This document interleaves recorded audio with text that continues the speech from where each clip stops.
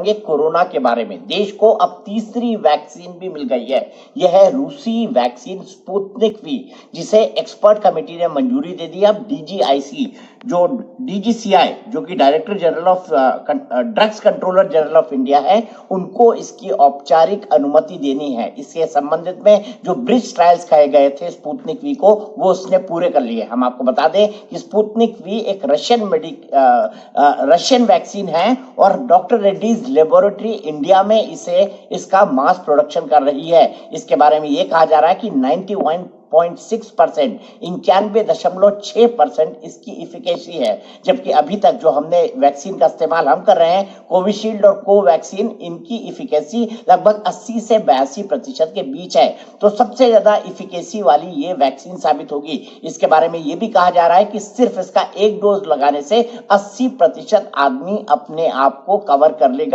दूसरा डोज कैसे लगाना है, कब लगाना है, इसके बारे में गाइडलाइन सरकार जल्दी ही जारी करेगी। लेकिन इस वैक्सीन के साथ सबसे बड़ी बात यह है कि ये 91.6% यानी 91.6% इफिकेसी देती है और इसकी इफिकेसी दुनिया में सबसे ज्यादा है, ऐसा बताया जा रहा है। स्पुतनिक वी को रशिया की कंपनियों ने तैयार किया है और इसके इमरजेंसी यूज की जो परमिशन है वो अब मिल चुकी है। 16 जनवरी से भारत में वैक्सीन का अभियान शुरू हुआ है और अब तक हम लोग लगभग 10 करोड़ लोगों से ज्यादा को टीका लगा चुके हैं। अभी हम टीका महोत्सव मना रहे हैं 11 से 14 के बीच में, और इस दौरान प्रेरित किया जा रहा है लोगों को कि वो ज्यादा से ज्यादा कोरोना वैक्सीन लगवाएं, क्योंकि हमने देखा जिस तरह से केस भारत में बढ़ रहे हैं, उसके बाद सरकारों के हाथ पांव फूल गए हैं। महाराष्ट्र में लॉकडाउन की बात हो रही है, दिल्ली में अस्पताल के बेड कम हो गए हैं, जिसके बाद केजरीवाल ने कहा है कि अगर अस्पतालों पर जरूरत से ज्यादा बोझ पड़ा तो ऐसे में शहर में लॉकडाउन लगाना पड़ सकता है।